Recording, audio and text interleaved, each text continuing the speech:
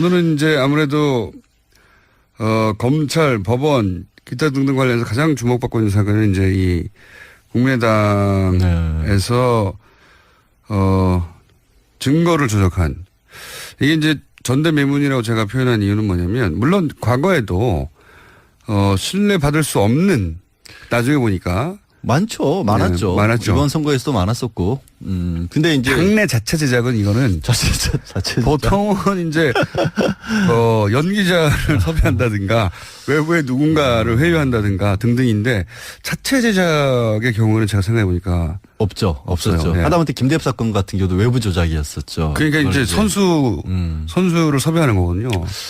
용역을 되게 주는 편이었는데 그러니까 용역이 아니라 경우는 이제 간의 수공업 수준이었어요. 사실 생각해 보면 그러니까요. 뭐 카카오톡 메신저라든가 녹음 같은 경우도 직접 한 것이고 기술의 발달의 덕분으로 많은 것들을 스스로 할 수 있게 된 것이라고 봐야 될지 아니면 이제 당 자체가 워낙 그 환경이 열악했기 때문이라고 봐야 될지는 잘 모르겠어요. 근데 너무 급했기 때문에 그럴 수도 있고 본인도 벤처 기업을 운영했던 뭐 IT 출신 업체의 사람이었기 때문에 아니 저기 아시잖아요. 그 대통령상까지 받았잖아요. 창조경제 대통령상까지. 벤처망 아니 아무데나 막 갖다 붙이지 말고 좀. 스타트업망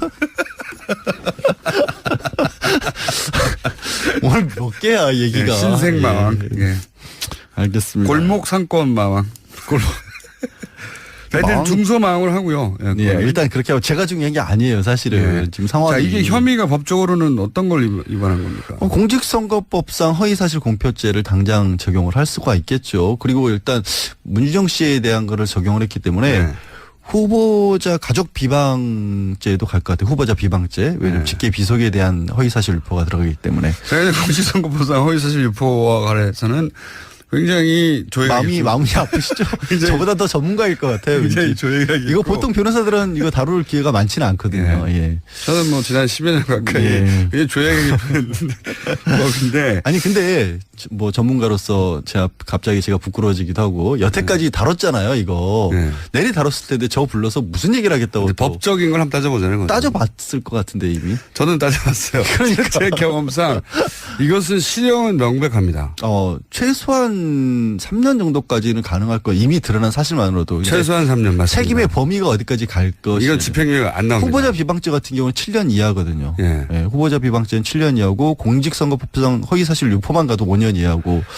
근데 보통 이런 게 이제 벌금형이 나오기도 선거법 같은 경우는 벌금형도 많이 나오고. 근데 집행유예도 죄질이 너무 좋지 않아요. 여러 가지. 집행유예도 많이 나오지만 이것은 근데 이제 그런 경우에 본인이 정말 그걸로 진실을 믿었을 수도 있고 나중에 밝혀진 게 허위라 하더라도 뭐 여러 가지 정상 참작의 경우가 있을 수 있는데 아니 왜 그러냐면 아까 얘기를 했던 정말 어이없게도 얘기했던 게 뭐 간의 수고이나 자체 제작이나 이런 얘기를 했던 이유가 보통은 밖에서 들어온 얘기 찌라시로 어디 떠도는 얘기 이런 그렇죠. 것들을 그냥 정말 사실인 것처럼 우리로서는 어쩔 수밖에 없었다. 믿을 수밖에 없는 정황이 있었다. 라는 식으로 핑계를 대가면서 얘기를 보통. 했다가 법정에 서게 되는 경우에 그때 이제 그런 사정을 참작을 해서 집행유예나 벌금형으로 끝나는데 그렇죠. 이거는 아니잖아요. 명백한 허위임을 알면서도 스스로. 심한 고의죠. 고의로 따지면. 아니 그 법적으로 없는 용어입니다. 심한 고의는. 아니 이제 이 말씀은 많이 고의. 이 말씀은 드려야 될 것 같아요. 몹시 고의. 이게 앞으로 따져볼 분야가 이은미 씨 본인은 정말 몹시 고의가 맞아요. 근데 우리가 고의라는 게 이제 미필적 고의라는 부분도 있지 않습니까? 분명히 사람이 이런 일을 벌이게 됐었을 경우에는 사람이 죽을 수도 있겠다. 하지만 어쩔 수 없다. 그냥 뭐 죽으라고 해. 이러면서 했었을 때 미필적 고의라고 하잖아요. 그리고 혹시라도 설마 그럴 리가 없어라고 생각을 했는데 그게 사고로 이어졌을 때는 과실 수준인 거고. 그래서 형사처벌을 가게 될 경우에는 이게 혹시 가짜일 수도 있겠지만 지금 상황에서는 어쩔 수 없다는 생각을 가지고 안 그러면 내 생명이 위험해. 그렇죠. 그런 정도가 되면 정말로 정서 참작을 합니다. 그 조작을 적극적으로 하지 않았더라도 여전히 형사처벌 받을 가능성이 있는데 이은미 씨 이외에 나머지 사람들에 대해서 관련된 사람들도 지금 보면 미필적 고의는 있었던 게 아니냐는 수준까지 지금 올라가고 있거든요. 여러 가지 정황상. 왜냐하면 이은미 씨가 본인이 만들어낸 다음에 어제 일부 언론에서 이미 이제 그 이용주 당시 공명선거 추진 단장이 이은미 씨와 이준서 최고위원과 주고받은 카카오톡 내용들을 공개를 했어요. 그 공개한 내용에 봐도 언론에 공표하고 난 다음부터 바로 이유미 씨가 이제 더 이상 이거 가지고 떠들면 안 되는 게 아니냐. 네. 그만했으면 좋겠다라는. 그 사실대로 말해야 되는 거 아니냐 이런 얘기 나와요. 그런 얘기도 나온단 말이에요. 네. 그러면 뭔가 알았거나 아니면 네. 최소한 이게 문제가 있다는 걸 알면서도 국민의당에서 지속적으로 이 부분을 유지를 했단 말이에요. 적어도 이준서 이제 저는 물론 오프닝에서도 얘기했는데 오늘 브리핑할 때 다른 사건하고는 다르게 보통은 카톡의 신뢰성을 많이 주는데 둘만의 대화니까. 그런데 이번에는 그런 일이 직후에 바로 고소고발이 있었기 때문에 자신들의 카톡이 나중에 법정의 증거물로 채택될 수도 있다는 사실을 안 상태에서 카톡을 했단 말이죠. 그렇죠. 그렇기 때문에 그 카톡도 전적으로 신뢰할 수는 없다. 아니 그런 전적으로 신뢰할 수 없는데도 그 내용에서도 그런 정도가 나온다라면 네. 그리고 이제 특히 고소고발 이후에 지금의 상황에서 어떤 메시지, 그러니까 검찰이 수사가 들어간 이후에는 어떤 메시지를 주고받았는지는 아직도 공개를 안 했어요. 네. 국민의당 측에서도. 그러면 그 상황 대비를 어떻게 했냐가 좀 궁금할 수밖에 없잖아요. 왜냐하면 이유미 씨가 언론에 보낸 메시지에서 왜 당이 나에게만 책임을 물으려 하느냐라는 식의 메시지를 보냈고 네. 그러면 그 사실이 알려진 뒤에 국민의당 측에서 뭔가 주고받은 내용도 있을 거 아니에요. 물론 있겠죠. 네, 그 내용은 모르고 있는 거예요. 지금 현재까지로는 어쨌든 이유미 씨와 이준서 씨가 둘 중에 한 사람은 사실대로 말하지 않고 있다. 그렇죠. 라고 보는 건데 이럴 경우에 이제 추론법이라는 게 이런 거거든요. 둘 중에 거짓말을 해서 얻는 이익이 누가 더 크냐. 물론 그건 법적으로 뭐 명확한 증거가 될 수는 없지만 추론을 가져온 과정에서 이런 생각을 해보게 되잖아요. 당연히. 그리고 이제 그게 정황 증거로 따질 때인데 사람이 아까 제가 왜 미필적 고의를 말씀을 드렸냐면 사람이 머릿속에서 무슨 생각을 하는지 우리는 알 수 있는 알 방법은 수가 없죠. 없습니다. 그렇기 네. 때문에 주변 정황들로 따져서 이 정도 상황이라면 네. 같이 가담을 했거나 아니면 최소한 뭔가 문제가 있다는 것을 알면서도 그냥 참고 넘어갔다. 눈앞에 보이는. 그리고 카톡도 역시 특수하게도 이번에는 일이 있자마자 고소고발이 있어서 그 이후에 카톡이 있었던 거거든요. 그렇죠. 사실은. 예. 그러면 이 카톡이 나중에 이게 털릴 수도 있다. 예? 공개될 수도 있다는 걸 전제하는 걸 계속 염두에 두고 썼을 수 있기 때문에 예를 들어서 당신도 알잖아요 하는 내가 사실대로 말해야 된다는 멘트에 대해서 무슨 소리죠? 라는 것도 알면서도 무슨 소리도 했을 수도 있는 정황이거든요. 그러면 제가 궁금한 건 이제 그 추론으로 누가 더 이익이냐 거짓말을 했을 때 생각해 보자면 이제 이런 경우 있지 않습니까? 이유미 씨가 나 혼자 한 게 아니라는 식의 문자도 남겼고 그런 주장을 한다고 했을 때 만약에 이유미 씨가 다른 사람을 끌어들여서 얻는 이득이 뭐냐 이거예요. 그럴 경우에 이득은 자신은 종범이 되는 거니까. 그렇죠. 형량도 좀은 가벼워질 수 있죠. 조금은. 당연히. 하지만 면제될 수는 없어요. 아니 원래 당연히. 이런 경우에 있어서는 종범이라고 보기는 어려운 게 대등한 사람들을 찾을 수는 있겠죠. 그러니까 이유미 씨와 같이 우리가 이제 형법적으로 따져봤을 때 누가 시켜서 나쁜 짓을 했다고 했었을 때 자기 손에 피를 묻힌 사람이 더 나쁘냐 아니면 시킨 사람이 나쁘냐 논의는 많지만 법적으로는 일단 교사범들이 되는 거기 때문에 주변 사람들이 일단은 똑같은 대우를 한다라는 겁니다. 제 포인트는 그겁니다. 지금 말씀하셨듯이 종범으로 취급될 수는 있지만 그게 형이 뭐 크게 감량되거나 이득이 크지 않다는 거죠. 첫 번째. 그렇죠. 그러면은 그로 인해서 본인이 지불해야 되는 건 뭐냐. 첫 번째. 아무 죄 없는 이준서 씨를 끌어들여 가지고 이준서 씨 인생을 영원히 망치는 거거든요. 이거는 단순히 끌어들였다는 문제가 아니라 형이 끝난 후에도 두 사람 다 형을 받았다고 칩시다. 형이 끝난 후에도 뭐 삶은 계속되니까요. 3, 4년 후에 지속적으로 이준수 씨로부터 평생 원망을 듣게 되는 아무 죄가 없다면 그런 거를 대가로 지불해야 돼요. 자기야. 근데 보통 그 일반적으로 어떻게 봤었을 때도 죄를 지은 사람들이 잡히잖아요. 그러면 뭔가 주변의 사람들을 끌어들이려는 경향 자체는 있어요. 그렇게 해야 자기가 가벼워질 것 같아서. 감독범보다는 여러 사람에 의해서 어쩔 수 없이 된 거란 핑계라는 것이 생길 수도 있고 두 번째는 그렇게 있었을 경우에 어떻게 보면 당 차원에서 나서서 자기를 좀 도와주지 않을까. 자, 그렇게 구제책을. 그렇게 그렇게 생각했을 수도 있다는 거예요. 그렇죠. 그런 면이 있습니다. 이제 종합적으로 판단할 때 또 하나 이준서 씨가 지시를 했는데 안 했다고 이제 거짓말을 하는 경우를 상정해 보자고요. 그러면은 이익은 뭐냐? 자신이 완전히 빠져나가는 겁니다. 이익이 커요. 이준서 씨 본인이? 네. 아니면 이준서 씨 본인이 자신이 지시했는데 말이 서로 엇갈리니까 내가 안 했다라고 얘기하는 것은 얻는 이득이 뭐냐 거짓말에. 만약에 이준서 씨가 거짓말을 한 거라면 본인은 이익은 커져. 근데 이게 이런 추론도 가능한 것 같아요. 자, 네. 조금만 더 네. 마무리만 할게요. 어쨌든 본인은 형이 가벼워지는 게 아니라 아예 없어지는 거예요. 그게 먹히면. 첫 번째 이익이 크고 두 번째 당도 가장 최악은 피하는 겁니다. 왜냐하면 그렇죠. 이준서 씨가 연루됐다면 그거는 당시에 당의 최고위원이기 때문에 당에 연루됐다고 할 수 있거든요. 그래서 당의 이익도 매우 큽니다. 그럼 본인이 지불해야 될 대가는 뭐냐? 양심의 가책이에요. 나는 거짓말을 나중에 했다고. 그러니까 제 말은 뭐냐면 물론 이걸로 무슨 정확한 답을 얻을 수는 없는데 양자 간의 거짓말로 얻을 수 있는 이득이 누가 더 크냐 혹은 피해가 누가 크냐 하는 비교는 해볼 수 있다는 거죠. 그거는 뭐 비교할 바도 아니죠. 비교할 것도 아닌 게 당연히 이준서 씨가 거짓말을 해서 그 거짓말이 통하는 편이 만약에 거짓말이라면 거짓말이 통하는 편이 모두에게 굉장히 크죠. 근데 그냥 글자 그대로 이제 언론에서 표현할 때 이럴 때 꼬리 자르기라고 하는 게 그래서 나오는 거 아니겠습니까? 이은미 씨에게 우리가 모두 다 당했다라고 한다면 뭐 도덕적인 지탄이라든가 정치적인 책임 논란은 있을지언정 형사처벌은 아무도 안 받게 되는 거죠. 이은미 씨 본인만 빼놓고. 그러니까 이걸로 정확한 답은 얻을 수 없지만 보통 실익이 누가 크냐를 가지고 정황을 추정해 보는 경우도 있으니까 제가 한번 해본 거고요. 자 최저망 해보세요. 계속. 또 최저망이. 최저가가 갑자기 생각나요. 진짜. 밖에 지금 저 PD랑 작가들이 드라파 계속 뭐 생계형 마왕, 노전망 이딴 식으로 지금 글자 써서 보내니까 자꾸 이상한 아이디어를 받는 거 아니에요. 노전망. 리어카망 어떻습니까? 리어카망. 지원 거부하겠습니다.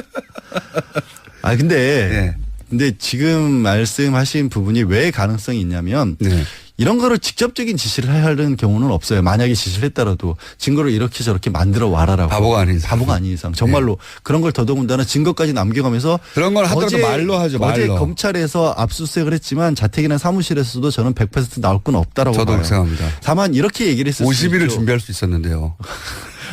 아니 그전에도 안 했을 거예요. 없앴다는 게 아니라 아예 안 했을 거예요. 뭐냐면 그런 가능성이 크죠. 당이 지금 이러저러한 상황을 겪고 있고 이은미 당신이 뭐 이런 얘기를 알고 있는 게 누구 없느냐라는 식으로 끊임없이 속된 말로 쫙 깼죠. 그럼 뭔가를 들고 왔었을 때 그거에 대한 검증 절차 없이 그냥 덜컥 우리는 이 사람이 갖고 왔으니까 물었다라는 생각을 가지고 그냥 공개를 했을 수는 있죠. 그리고 이런 것도 있습니다. 본인이 자기 스스로를 나중에 그렇게 분명히 했음에도 불구하고 자기를 스스로 속일 수도 있어요. 믿어버리는. 그 거짓말이라고 하는 게 원래 그래요. 그 시간이 지나고 나면 왜 우리가 위증죄라는 것을 기억에 반하는 것을 처벌하냐면 보통 기억은 방판왕 나왔습니다. 방판왕망. 왜 문자 소개 평소에 하지도 않으면서 문자까지 읽고 있어. 방파. 사람 하나를 이렇게까지 인격적으로 지금 저희가 참 유치해요, 그렇죠? 유치해서 아주 좋아요.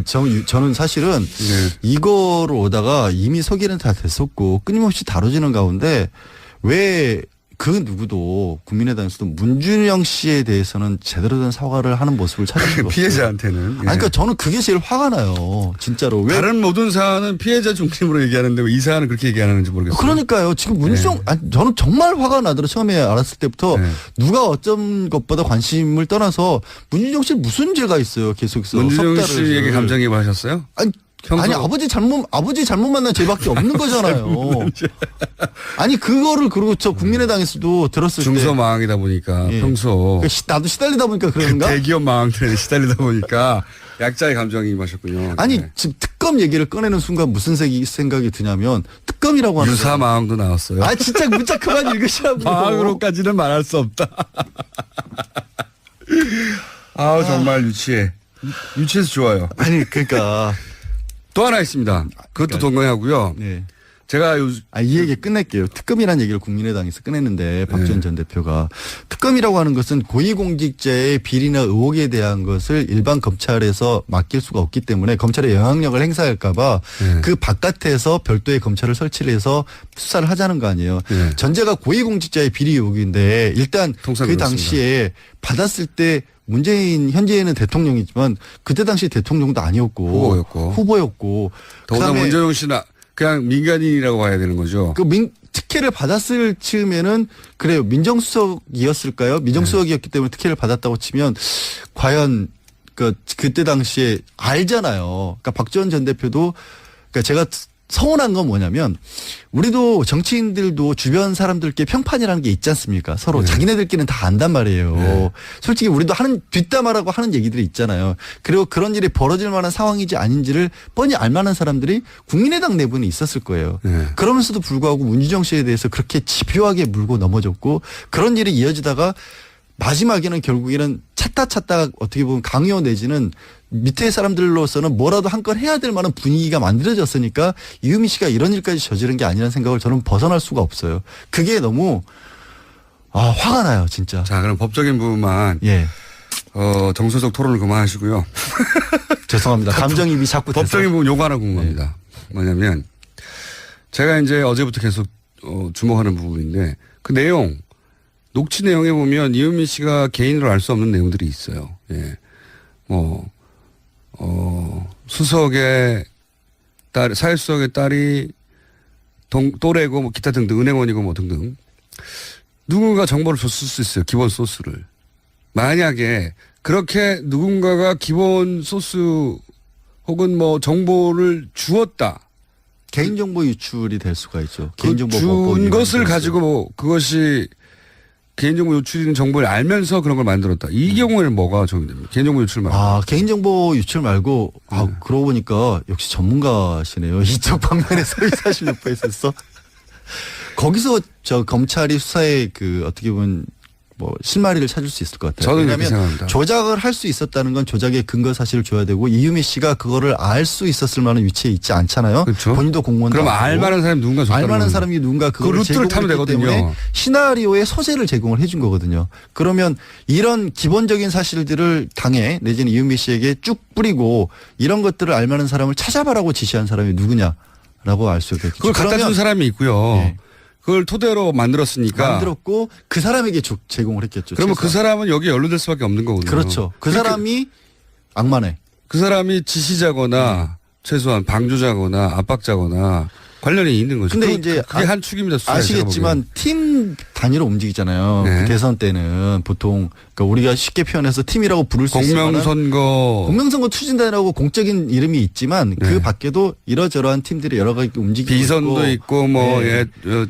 그리고 그 팀 단위기로 움직이지 서로 공유해가면서 움직이지 않거든요. 이 팀들이 그럼 이 이유미 씨가 속해 있었던 국민의당 내에 이른바 팀이라고 하는데 그런 정보를 꽂아주면서 알바마왕 나왔습니다. 알바마왕. 아니 사람들이 우리가 유치하게 놓으니까 여기 맞춰서 문자를 너무 많이 보내고 있어요. 평소 문자 소개 안 해주시잖아요. 이게 너무 재밌어. 바지 마왕도 나오고 예. 페이퍼 마왕 페이퍼에 불과하다. 너무 유치해서 좋아요. 계속 생각하지만 자 그래서 그쪽 루트를 찾아야 되는 거 아닙니까? 그죠? 제가 주목하는 루트입니다. 그러니까. 꿋꿋하게 그쪽 루트를 찾아야 한다라고 생각을 하고 그쪽 루트라고 하는 거는 결국에는 초재성급보다는 의욕이 넘치는 초재성급보다는 뭔가 문재인 당시 후보에 대해서 옛날부터 알고 있었던 그런 정보를 취합할 만한 개인 혹은 기관 혹은 그런 쪽과의 뭐 이른바 빨대가 닿는 사람들을 네. 찾아봐야 되는 거죠. 네. 그 커넥션 루트를 확인하는 것이 이 수사에 한 축이 되어야 한다고 저는 어제부터 주장하고 있거든요. 그 얘기 했었어요? 네. 그리고 굳이 저한테 확인을 하면서 저를 이렇게 그럴 경우에 어떤 법률이 적용될 수 있냐. 이렇게 저를 이렇게 막아들이면서 인격적으로 다시 한번 문지영 씨한테 감정이입이 되잖아요. 이러니까. 문지영 씨 어떻게 할 거냐고. 왜 그 얘기를 안 하냐고 사람들이. 자, 방송이 장난입니까?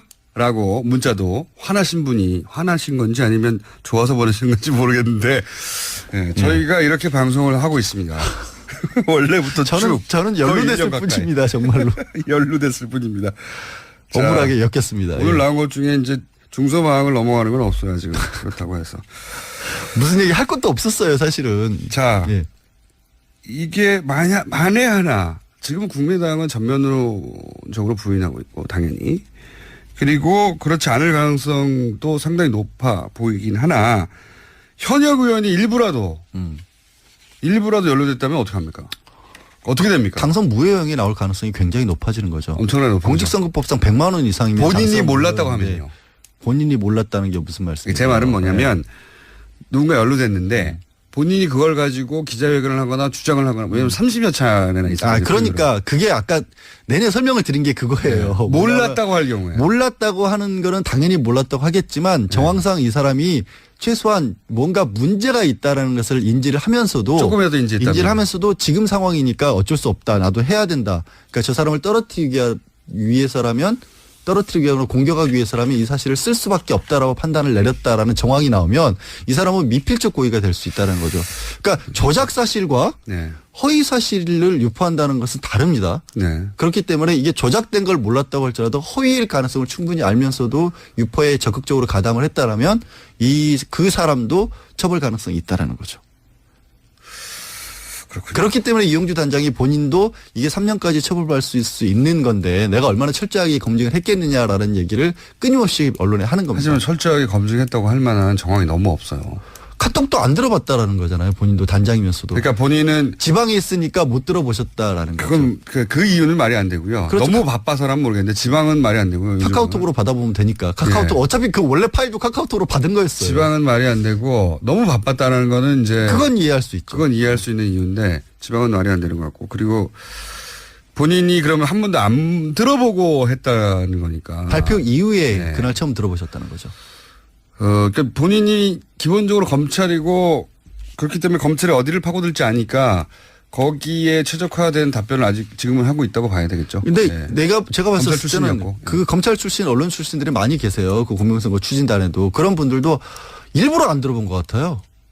이게 들어봤으면 뭔가 의심을 할 수밖에 없어요. 짧은 건데 일부러 안 들어봤다는 것도 저는 납득이 안 갑니다. 그것도 안 들어요. 그게 2시간 반도 아니고요.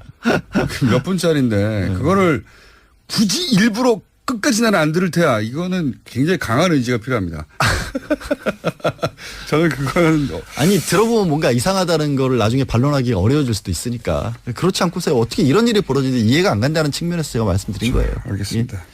그렇기 때문에 그 카톡도 전적으로 신뢰할 수는 없다. 아니, 전적으로 신뢰할 수 없는데도 그 내용에서도 그런 정도가 나온다라면. 네. 그리고 이제 특히 고소고발 이후에 지금의 상황에서 어떤 메시지, 그러니까 검찰이 수사가 들어간 이후에는 어떤 메시지를 주고받았는지는 아직도 공개를 안 했어요. 네. 국민의당 측에서도.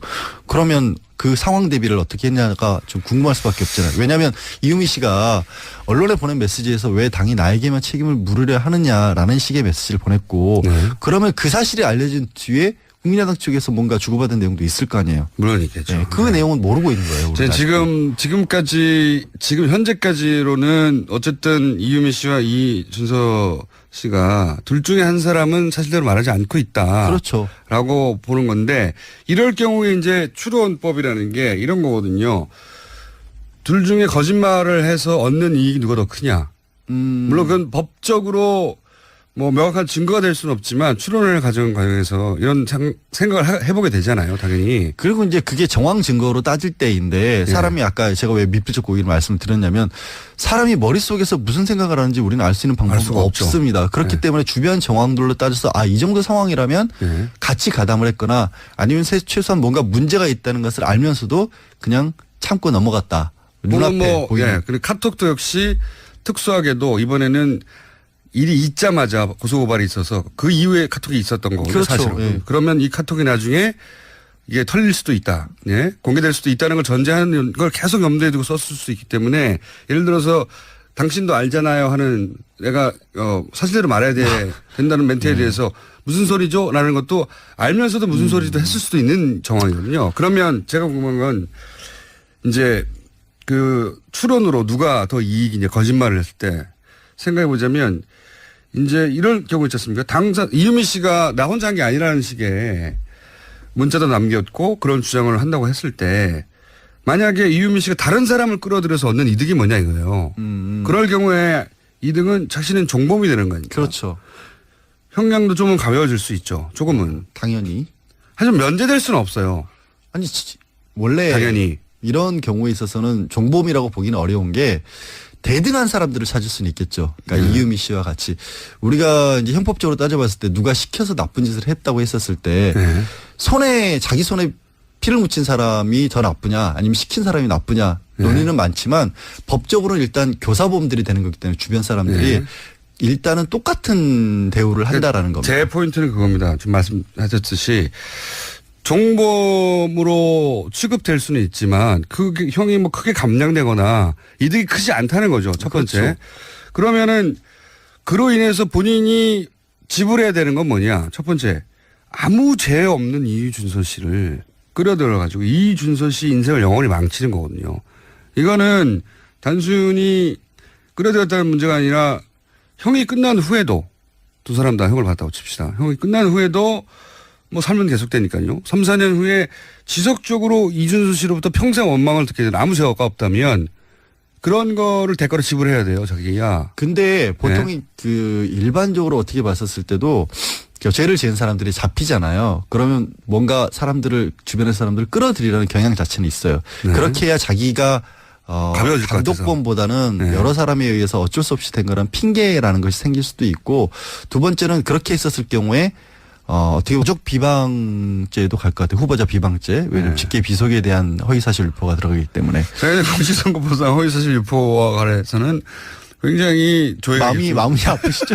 저보다 더 전문가일 것 같아요. 굉장히 왠지. 조회가 이거 보통 변호사들은 이거 다룰 기회가 많지는 않거든요. 예. 저는 뭐 지난 10여 년 가까이 굉장히 조회가 깊은 법인데. 아니 근데 뭐 전문가로서 제가 부끄러워지기도 하고 여태까지 다뤘잖아요. 이거.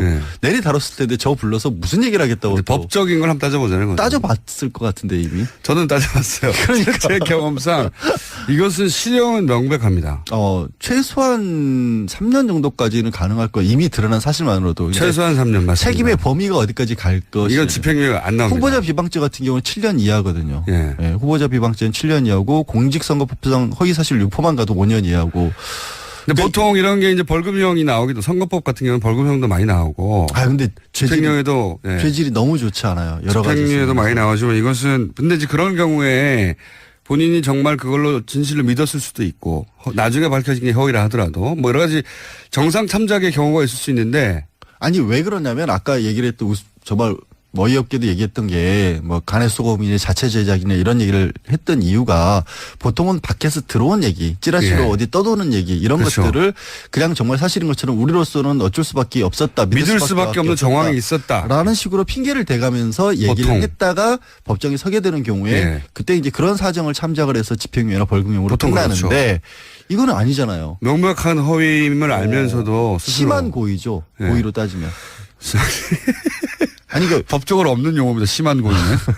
아니 이제 이 말씀은 많이 고의. 이 말씀은 드려야 될 것 같아요. 몹시 고의. 이게 앞으로 따져볼 분야. 오늘은 이제 아무래도 검찰, 법원, 기타 등등 관련해서 가장 주목받고 있는 사건은 이제 이 국민의당에서 증거를 조작한 이게 이제 전대매문이라고 제가 표현한 이유는 뭐냐면 물론 과거에도 신뢰받을 수 없는 나중에 보니까 많았죠. 네, 많았죠. 이번 선거에서도 많았었고. 근데 이제 당내 자체 제작은 이거는 자체 보통은 이제 연기자를 섭외한다든가 외부의 누군가를 회유한다든가 등등인데 자체 제작의 경우는 제가 생각해 보니까 없었죠. 네. 하다못해 김대엽 사건 같은 경우도 외부 조작이었었죠. 그러니까 이제 선수를 섭외하는 거거든요. 용역을 되게 주는 편이었는데 그러니까 용역이 아니라 경우는 이제 간의 수공업 수준이었어요. 사실 생각해 보면 그러니까요. 뭐 카카오톡 메신저라든가 녹음 같은 경우도 직접 한 것이고 기술의 발달의 덕분으로 많은 것들을 스스로 할 수 있게 된 것이라고 봐야 될지 아니면 이제 당 자체가 워낙 그 환경이 열악했기 때문이라고 봐야 될지는 잘 모르겠어요. 근데 너무 급했기 때문에 그럴 수도 있고. 본인도 벤처 기업을 운영했던 뭐 IT 출신 업체의 사람이었기 때문에 아니 저기 아시잖아요. 그 대통령상까지 받았잖아요. 창조경제 대통령상까지. 벤처망.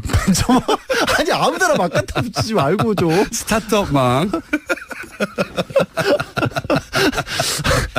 오늘 몇 개야 얘기가. 신생망. 예. 알겠습니다. 골목 상권망. 하여튼 중소망을 하고요. 예, 일단 그렇게 하고 제가 중요한 게 아니에요. 사실은 지금 상황이. 자, 이게 혐의가 법적으로는 어떤 걸 위반한 겁니까? 공직선거법상 허위사실 공표죄를 당장 적용을 할 수가 있겠죠. 그리고 일단 문유정 씨에 대한 거를 적용을 했기 때문에 후보자가 이현미 씨 본인은 정말 몹시 고의가 맞아요. 근데 우리가 고의라는 게 이제 미필적 고의라는 부분도 있지 않습니까? 네. 분명히 사람이 이런 일을 벌이게 됐었을 경우에는 사람이 죽을 수도 있겠다. 하지만 어쩔 수 없다. 그냥 뭐 죽으라고 해. 이러면서 했었을 때 미필적 고의라고 하잖아요. 네. 그리고 혹시라도 설마 그럴 리가 없어라고 생각을 했는데 그게 사고로 이어졌을 때는 과실 수준인 거고. 네. 그래서 형사처벌을 가게 될 경우에는 이게 혹시 가짜일 수도 있겠지만 지금 상황에서는 어쩔 수 없다는 생각을 가지고 안 그러면 내 생명이 위험해. 그렇죠. 네. 그런 정도가 되면 정말로 정서 참작을 합니다. 그 조작을 적극적으로 하지 않았더라도 여전히 형사처벌 받을 가능성이 있는데 네.